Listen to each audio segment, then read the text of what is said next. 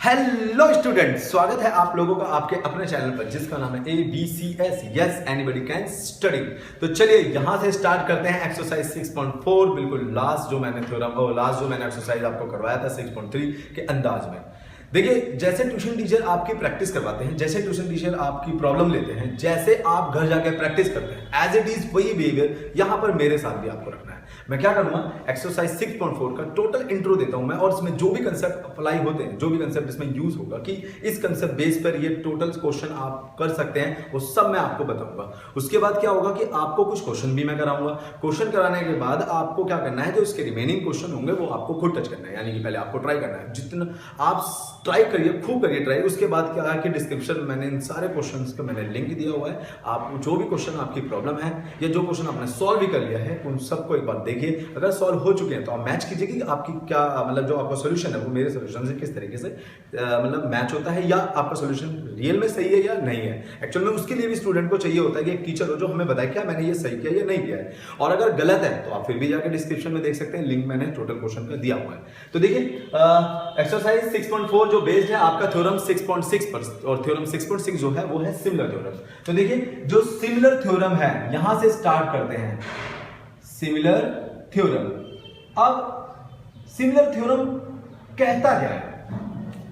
वो ये कहता है कि जब दो ट्राइंगल एक दूसरे के सिमिलर हों, ठीक है जी, जब दो ट्राइंगल एक दूसरे के सिमिलर हों तो इसमें एक कंडीशन क्रिएट होती है, वो होती है कि area of ABC divide by area of PQR। ये देखो भाई, यानी कि दो ट्राइंगल एक दूसरे के सिमिलर है, उनका जो रेशो है वो उनके साइड के रेशो के स्क्वायर के इक्वल होता है। यानी कि अगर मैं कहूं AB डिवाइड बाय PQ का whole square is equal to BC divide by QR का whole square is equal to AC divide by PR का होल स्क्वायर। ये देखिए, अब कॉरस्पॉन्डिंग साइड कौन से हैं? ये देखो, मैं ABC एक ट्राइंगल मैंने ये बनाया और ये आपका ट्राइंगल है PQ और R। अब देखो जरा, AB का कॉरस्पॉन्डिंग है PQ, BC का कॉरस्पॉन्डिंग है QR और AC का कॉरस्पॉन्डिंग है PR।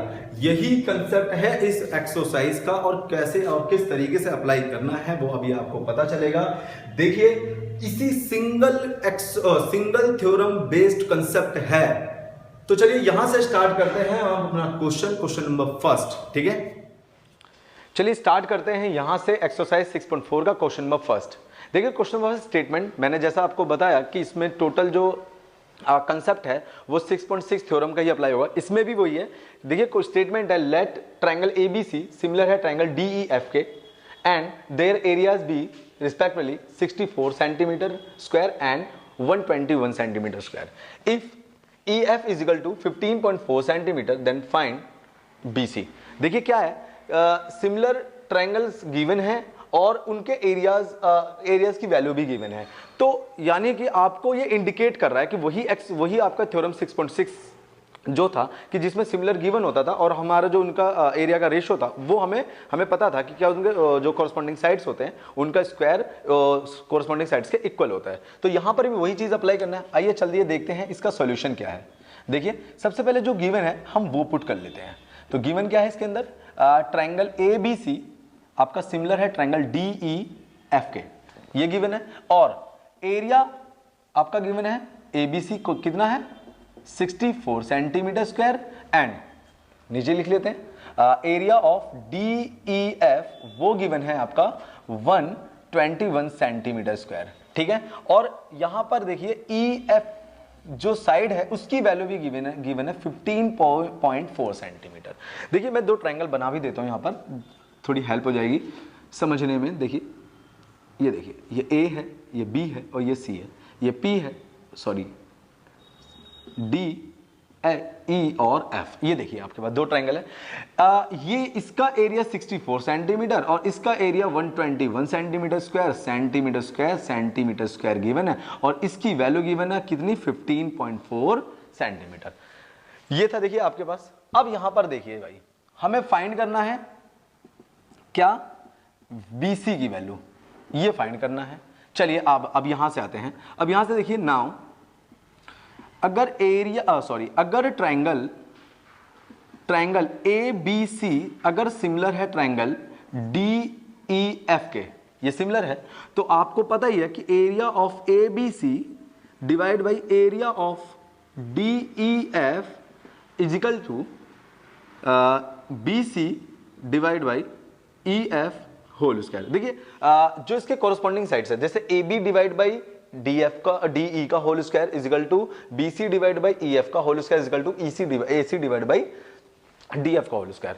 तो क्या है कि हमें जिसकी जरूरत है, मैंने उसी साइड को मैंने यहाँ पिक किया हुआ है। हम इसको भी रख सकते हैं, इसके साथ इसके रेशो को रख सकते हैं, इस साइड के रेशो को भी रख सकते हैं, लेकिन हमें जरूरत इसकी है। क्यों? क्योंकि EF की वैल्यू गिवन है, ये देखो, और BC की वैल्यू फाइंड करनी है, तो कॉम्बिनेशन हमारे पास मिल चुका है और ये वैल्यूज गिवन है। चलिए तो क्या करना है, एरिया ऑफ ABC कितना है, 64 सेंटीमीटर स्क्वायर है, ठीक है, और DEF जो एरिया है वो है 121 centimetre square is equal to BC हमें फाइंड करना है और EF की value 15.4 centimetre 4 to the power square. तो चलिए आगे चलते हैं, इसके आगे क्या करना है। अब देखो इनको स्क्वायर फॉर्म में कन्वर्ट कर देते हैं। 8/11 का whole square is equal to BC divide by 15.4 का होल स्क्वायर। अब देखिए स्क्वायर से स्क्वायर रिमूव कर देते हैं, कर दिया, स्क्वायर रूट किया हमने। स्क्वायर रूट करने के बाद हमारे पास बचा BC divide by 15.4 is equal to 8/11। देखिए ये स्टेप आया। अब इसको यहाँ पे क्रॉस मल्टीप्लाई करते हैं तो क्या आएगा, BC is equal to 8 divide by 11 multiply by 15.4। अब देखिए यहाँ से पॉइंट हटा देते हैं, नीचे लिख देते हैं डिवाइड में 10। अब देखिए 11 की टेबल में कितनी बार में था, 154, 11 1 जा 11 और बचा 44 और 11 4 जा 44 हो गया। चलिए BC इज इक्वल टू 14 8 जा कितना होता है, 112 यानी 112 डिवाइड बाई 10। अब देखो 10 यहाँ पे 0 1 है तो एक डिजिट के बाद आपका पॉइंट लग जाएगा। BC का जो फाइनल आंसर होगा वो होगा 11.2 सेंटीमीटर, ये है आंसर। अब समझिए, नोटिस करने वाली बात ये थी, जो थ्योरम 6.6 थी आपके सिमिलर थ्योरम, वही अप्लाई हुई है, क्योंकि यहां पर देखो सिमिलर आपका गिवन था और मैंने क्या करा, उनके ट्रायंगल्स का जो एरिया था उसको मैंने कॉरस्पॉन्डिंग साइड्स के स्क्वायर के इक्वल कर दिया। तो ये था आपका क्वेश्चन नंबर फर्स्ट एक्सरसाइज 6.4 का। चलिए देखते हैं क्वेश्चन नंबर सेकंड एक्सरसाइज 6.4 का। Diagonals of a trapezium ABCD with AB parallel to CD intersect each other at the point O if AB is equal to 2CD. AB is equal to 2CD ये given है। Find the ratio of the areas of triangles AOB and COD। यानी कि जो यहाँ पे AOB और COD है इनका रेशो फाइंड करना है, जबकि हमारे पास ये गिवन है कंडीशन। तो देखिए कैसे करना है इसे। सबसे पहले जो गिवन है वो पुट कर देते हैं। गिवन क्या है, ट्रेपेजियम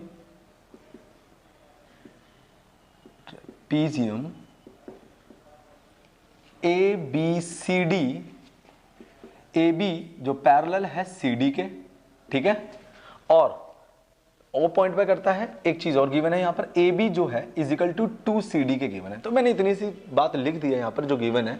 अब हमें यहाँ पे फाइंड करना है रेशो, फाइंड क्या करना है, area of AOB divide by area of COD, ये हमें फाइंड करना है, ठीक है ना। COD का ये रेशो फाइंड करना है, इसलिए मैंने रेशो में यानी डिवाइड में दिखा दिया आपको। AOB ये वाला ट्रायंगल और COD ये वाला ट्रायंगल है, ठीक है ना। चलिए अब देखते हैं, सबसे पहले हमें करना क्या होगा कि जो थ्योरम थी आपकी 6.6 की, उसमें क्या था कि सिमिलर ट्रायंगल होता था तो उनके रेशो को हम फाइंड कर सकते थे। तो इसको सबसे पहले सिमिलर करने की कोशिश करते हैं। तो देखिए अगर मैं सिमिलर करता हूं तो मुझे कोई क्राइटेरिया अप्लाई करना पड़ेगा। तो चलिए देखते हैं कौन सा क्राइटेरिया आता है।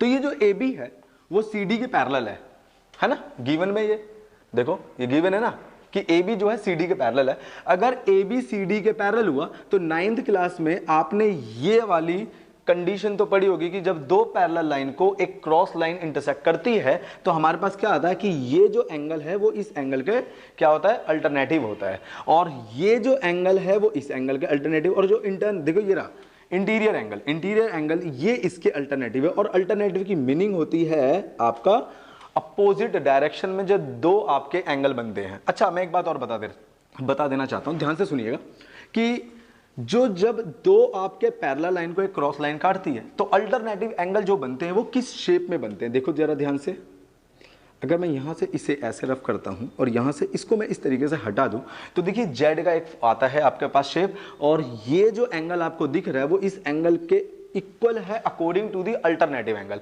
तो याद रखना, जब दो एंगल जेड शेप में होते हैं तो वो अल्टरनेटिव एंगल कहलाते हैं, और वो जेड शेप किसी भी शेप में हो सकता है। जैसे ये है, इसको मैं अपोजिट भी बना सकता हूं। अगर मान लीजिए ये इसके पैरेलल है तो ये इसके अपोजिट भी आ गया। देखिए ये तो सेम आ गया, एक मिनट अपोजिट कर देते हैं। तो ये जो इस तरीके से है, तो ये देखिए ये रहा, तो ये अपोजिट भी आ गया। तो ये जो एंगल है इसके अल्टरनेटिव है लेकिन जेड शेप में, अपोजिट है जेड बट है जेड शेप में। तो हमें यही चेक करना होता है। तो इसमें भी कुछ ऐसा होगा कि एंगल मिलेगा। तो देखिए जो एंगल मिलेंगे या जो एंगल हैं, मैं उनके ना एक नाम रख देता हूं, ठीक है ना। जैसे ये 1 है, ये 2 है, ये 3 है, ये 4 है, ये 5 है और ये 6 है। थोड़ा लिखने में आपको थोड़ा सा आसानी हो जाएगी और आप अल्फाबेटली ज़्यादा लेटर्स को यूज नहीं करोगे, और मैंने ये जो नंबर लिखे हुए हैं इससे ही आ जाएगा। तो चलिए अब देखते हैं यहाँ पे आगे क्या करना है। प्रूफ हम करना है हमें कि triangle AOB and in triangle AOB and triangle COD में, इन दोनों ट्रायंगल को सिमिलर प्रूफ करते हैं। बिकॉज कि सिमिलर होगा ना, तभी मेरे पास इनका एरिया का जो रेशो होगा उनके साइड्स का कोई ना कोई रिलेशन मिलेगा। तो चलिए देखते हैं। तो मैं यहां पर अगर मैंने कहा कि एंगल जो 2 है, अगर मैं एंगल 1 के बराबर कहूं बाय वर्टिकली अपोजिट एंगल, और वर्टिकली अपोजिट एंगल किसे कहते हैं? जो एंगल एक दूसरे के फेस पे बनते हैं, यानी कि इसके फेस पे ये और इसके फेस पे ये, है ना। यहां पे देखो दोनों एक दूसरे के मतलब फेस पे बन रहा है, तो ये आपका वर्टिकली अपोजिट एंगल हो गया। एक बार और भी मैं बता सकता हूं कि जब दो एंगल एक्स शेप में पाए जाते हैं तो भी वो वर्टिकली अपोजिट होते हैं। देखो ये इसका अपोजिट, ये वर्टिकली है और ये इसका वर्टिकली है।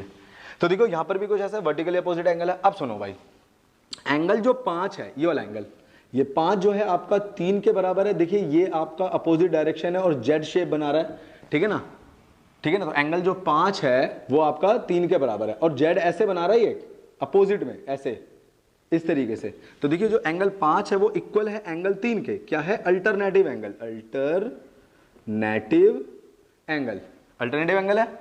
चलिए उसके बाद देखिए एंगल जो आपका 6 है वो इज इक्वल टू एंगल 4 के है, ये भी आपका अल्टरनेटिव एंगल है। अब देखिए क्राइटेरिया एंगल एंगल एंगल से ये दोनों ट्रायंगल एक दूसरे के सिमिलर हो गए। तो ट्रायंगल AOB सिमिलर है ट्रायंगल COD के by criteria angle angle angle. ये देख लो, यहां तक बात क्लियर हुई। अब आते हैं रेशो पर। अब देखिए, अब समझिए मेरी बात। अब देखिए अगर ऐसा है तो we can say that the area of AOB is equal to area of COD is equal to क्या होगा? AB बटे में CD, यानी AB बटे में CD का होल स्क्वायर होगा। क्योंकि सिमिलर ट्रायंगल के, जब सिमिलर ट्रायंगल होता है तो उनके जो दो ट्रायंगल्स होते हैं उनका एरिया का जो रेशो होता है उनके कॉरस्पॉन्डिंग साइड्स के एरिया रेशो के स्क्वायर के इक्वल होता है। तो मैंने यहां पे ये लिख दिया। मैंने यहां पे सिंगल इसलिए लिखा क्योंकि मुझे इसी की नीड है। अब देखिए यहां पर क्या है? AB is equal to CD square, CD given है। तो यहां पे अगर मैं कहूं कि AB is equal to 2CD given है, ये गिवन है ना, और मैं इसे यहां पुट कर दूं तो area of AOB divide by area of COD is equal to, AB की जगह पर 2CD पुट कर सकता हूं मैं, तो 2CD डिवाइड बाई CD का होल स्क्वायर होगा, और CD से CD कट गया।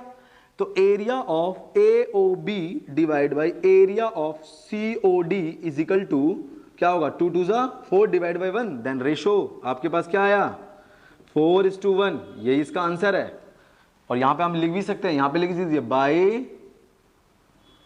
बाय थ्योरम 6.6, ऐसे लिख के शो कर दीजिए, पता चल जाएगा कि हमने किसके अकॉर्डिंग किया हुआ है। ये देखिए वही क्वेश्चन सेकंड भी आपका अकॉर्डिंग टू दी थ्योरम 6.6 के ही कंसेप्ट पे बेस्ड है। तो ये था क्वेश्चन नंबर सेकंड एक्सरसाइज 6.4 का। चलिए देखते हैं क्वेश्चन नंबर आपका थर्ड और एक्सरसाइज 6.4 का। देखिए स्टेटमेंट है, in figure ABC and DBC are two triangles on same base, ABC और DBC। BC आपका सेम बेस है और ABC और DBC ये सेम बेस पर दो ट्राइंगल बन रहे हैं।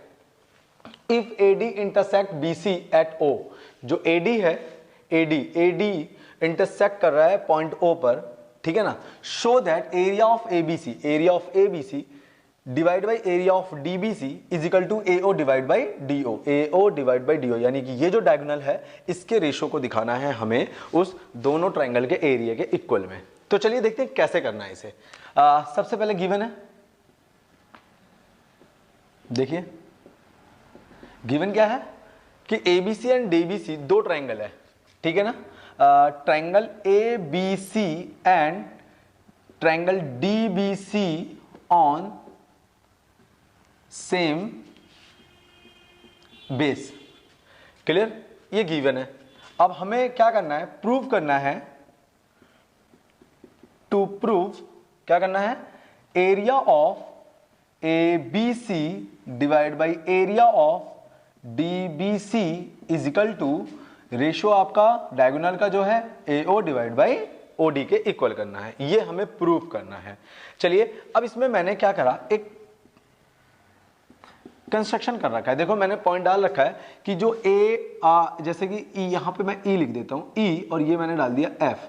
तो देखिए आप देखो जो मैंने ए ई परपेंडिकुलर डाला मैंने किस पर, बीसी पर, आपका बेस ये बीसी, मैं बेस बीसी ही लूंगा दोनों के लिए, और D F and D F जो होगा वो परपेंडिकुलर होगा आपका वो भी बीसी पर, यानी कि दोनों ही मैंने परपेंडिकुलर बीसी पर दिखाया हुआ है। चलिए अब बीसी की जो मैं बात कर रहा हूं ये टोटल साइड आपकी बीसी है, तो जो ये साइड आपकी बीसी है तो बीई के लिए परपेंडिकुलर ये हुआ, और ईओ के लिए भी यही परपेंडिकुलर, ये परपेंडिकुलर, यानी इस पूरी लाइन के लिए दोनों ही लाइन एक दूसरे के परपेंडिकुलर होंगे।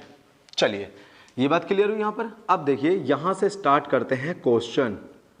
तो सबसे पहले क्या करना है, ध्यान से सुनिए, area of A B C divide by area of D B C अगर मैं लगाता हूं तो क्या लगता है, हाफ इंटू, देखिए ए बी सी के लिए बेस आपका क्या हुआ बीसी, और जो हाइट हो गई वो हो गई ए ई, तो हाफ इंटू ए ई इंटू ए ई और इंटू बेस आपका बीसी डिवाइड बाई, अब डीबीसी के लिए हाफ इंटू बेस, बेस क्या है आपका वही बीसी, और हाइट क्या है इसकी डीएफ, डीएफ इंटू में बीसी। अब देखिए यहां पर आप दिखाओगे बिकॉज की area of triangle is equal to half into base into height, ये देखो ठीक है। अब देखिए यहां से ये और ये दोनों कट रहे हैं और ये भी कट रहे हैं। अब आपका बचा आपका क्या, जो रिमेनिंग बचा area of A B C divide by area of D B C is equal to आपके पास आया A E divide by D F. अब सुनिए, अब यहां पर मैंने एक काम करा कि जो मैंने एरिया बनाया दोनों का एरिया, जो ट्राइंगल का जो दोनों का रेशो था वो मैंने इसके इक्वल कर दिया। अब लेकिन मुझे करना क्या है, हमारा टारगेट है एओ को डिवाइड बाई ओडी के करना है। अभी तो मेरे पास ये आया है, अगर मैं एक काम करूं कि अगर मुझे ये A E divide by D F जो है, अगर मुझे A O divide by O D में बदलना है तो इन दोनों के रेशो को इसके रेशो के इक्वल करना पड़ेगा। अगर रेशो को इक्वल करना है यानी कि दोनों साइड को प्रोपोर्शनल करना है तो इन दोनों ट्राइंगल को मुझे सिमिलर भी प्रूफ करना पड़ेगा। तो आइए देखिए सिमिलर कैसे प्रूफ करते हैं। तो इन ट्राइंगल ए ई ओ या ए ओ ई में AOE एंड ट्राइंगल DOF, देखिए ये दोनों ट्राइंगल मैंने ले लिए जिसमें आपका ये जो एंगल है इसके इक्वल आया, यानी कि अगर मैं इसका नाम 1 और इसका नाम 2 रख देता हूं तो मैंने इसको बोला angle 1 is equal to angle 2 के बराबर है बाई वर्टिकली अपोजिट एंगल के अकॉर्डिंग। ये देख लो, सिर्फ नाम मैंने इसलिए रखा कि लिखने में आपको आसानी हो जाए, ठीक है, नहीं तो मुझे क्या लिखना पड़ता AOE और COD, यानी कि दो मेरे को 3 अल्फाबेटली लेटर लिखने होते, इसीलिए मैंने 1 और 2 पुट कर दिया। चलिए एंगल E जो है वो is equal to angle F के है, बोथ 90 डिग्री, क्लियर है ना। अब हमारे पास दो एंगल्स हमारे इक्वल हो गए, क्राइटेरिया एंगल के अकॉर्डिंग ये दोनों ट्राइंगल आपके सिमिलर हो चुके। तो देखिए ट्राइंगल AOE सिमिलर है ट्राइंगल DOF के बाय एंगल क्राइटेरिया। क्लियर है, बिल्कुल समझना है आप लोगों को। बिल्कुल जो मैंने प्रोसेस किया, मैंने प्रूफ से स्टार्ट किया, एरिया ऑफ ट्राइंगल दोनों का लगा के रेशो मैंने बनाया, रेशो बना के AE डिवाइड बाई EF आया, फिर मैंने इन दोनों ट्राइंगल को AOE और DOF को मैंने क्या करा, DOF को मैंने सिमिलर प्रूफ कर दिया। सिमिलर प्रूफ हुआ तो यहां देखिए AO divide by DO is equal to AE divide by DF, ये देखिए, ठीक है ना। प्रोपोर्शनल साइड लिख दें, प्रोपोर्शनल साइड्स, क्लियर है। अब यहां पर ये देखिए, अब यहां पर अब हम एक काम करते हैं कि इसको हमने इक्वेशन फर्स्ट मान लिया, इन इक्वेशन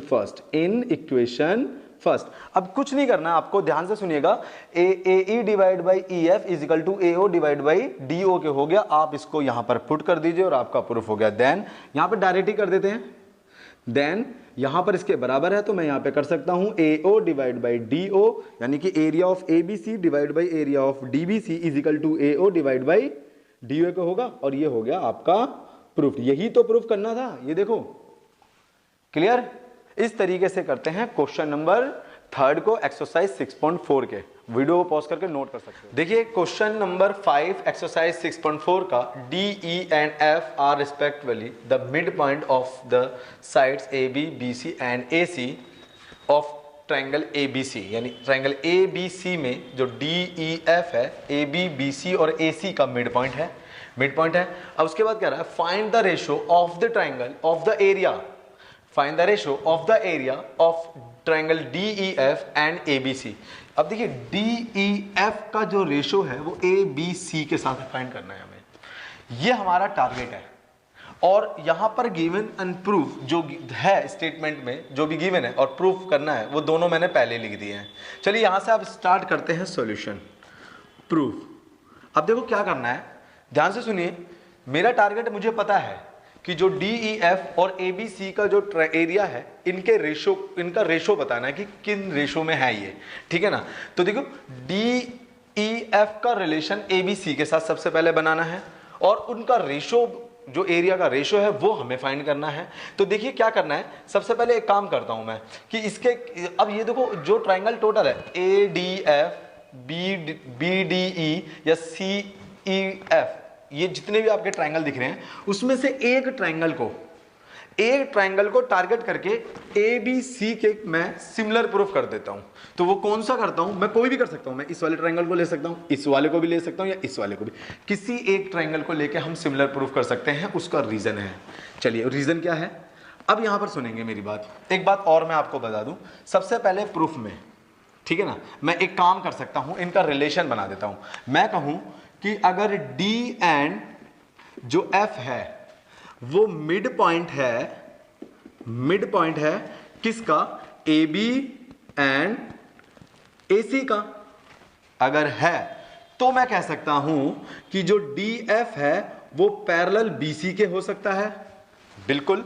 और एक बात और भी मैं बोल सकता हूं कि जो DF है is equal to half of BC भी हो सकता है, हाफ ऑफ BC भी है ये। तो दोनों रिलेशन इससे हो जाते हैं अगर D AB का और F AC का मिड पॉइंट है। तो इतनी बात तो क्लियर होनी चाहिए हमें। चलिए अब यहां पर करते हैं भाई, इन ट्रायंगल ADF, ठीक है ना, एंड ट्रायंगल ABC। मैंने कहा ना मेरा टारगेट सेट है कि मुझे एक किसी भी छोटे ट्रायंगल को एक ट्रायंगल ABC के साथ मुझे सिमिलर प्रूफ करना है। अब देखिए ये रहा, अब यहां पर अगर मैं कहूं angle A is equal to angle A के है बाई कॉमन से, ये तो कॉमन है ना दोनों ट्रायंगल में। अब ADE ट्रायंगल देखो और ABC देखो, इन दोनों में एंगल A जो है, ये वाला एंगल, ये तो कॉमन है, ठीक है ना।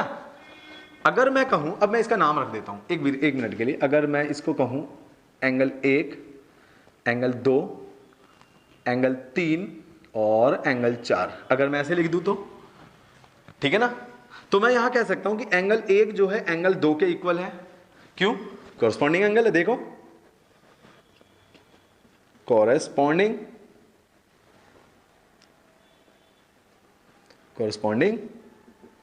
ठीक है ना, कॉरस्पॉन्डिंग एंगल है। और इसी तरीके से एंगल जो 3 है वो एंगल 4 के कॉरस्पॉन्डिंग है, इक्वल है ना, क्योंकि जो डी एफ है वो बी सी के पैरेलल है। ये देखो जो डी एफ है वो बी सी के पैरेलल है, और पैरेलल होने की वजह से दोनों एंगल एक दूसरे के कॉरस्पॉन्डिंग हो गए। Then triangle A D F similar हो गया है ट्रायंगल ए बी सी के by criteria angle angle angle से। यहां तक तो बात क्लियर हो चुकी, और यहां तक बात समझ आ जानी चाहिए आप लोगों को।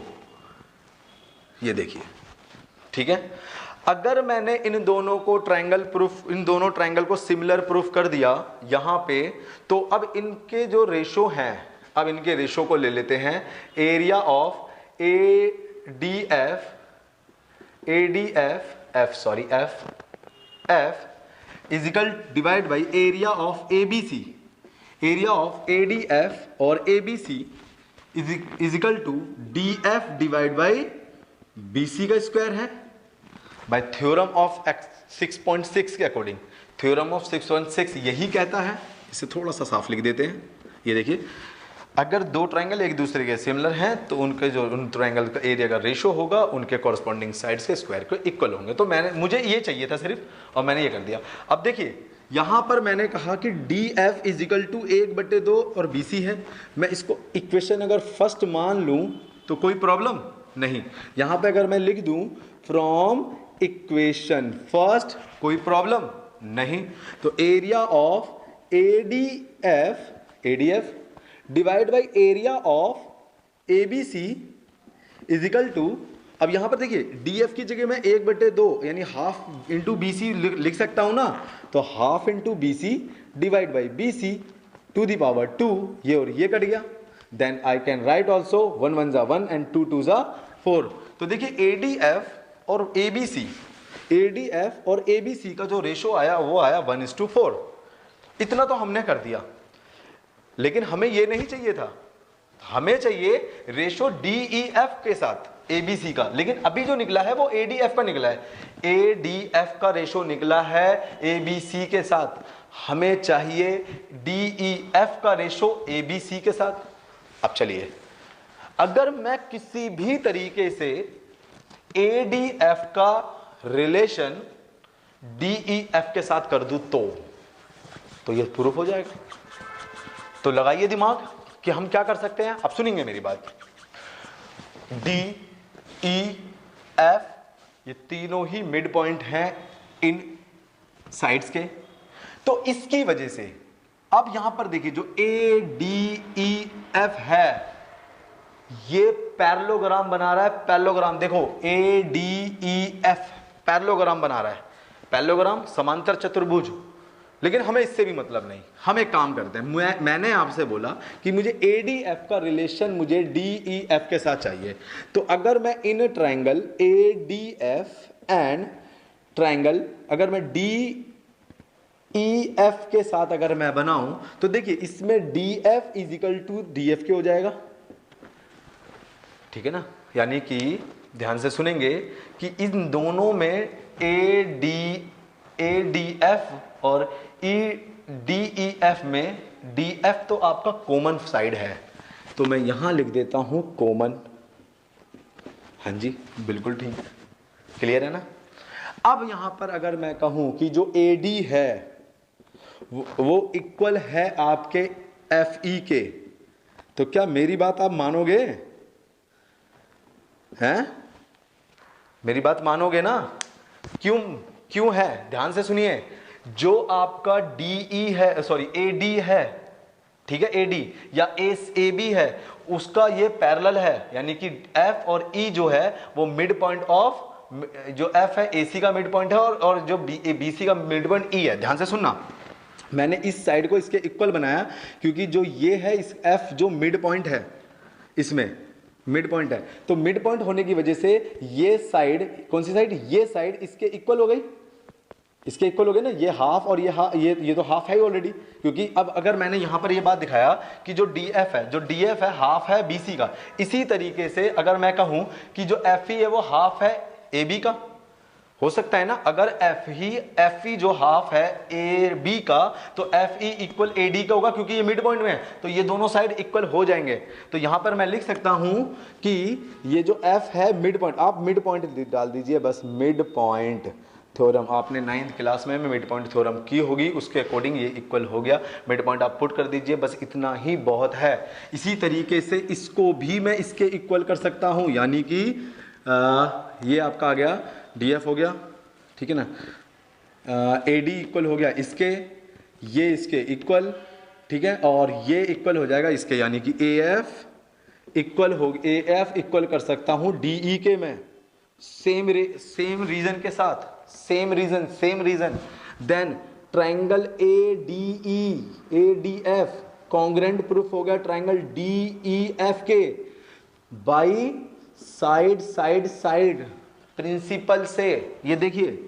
और अगर ये ऐसा हुआ तो ADF का एरिया इक्वल हो गया DEF के, होता है ना DEF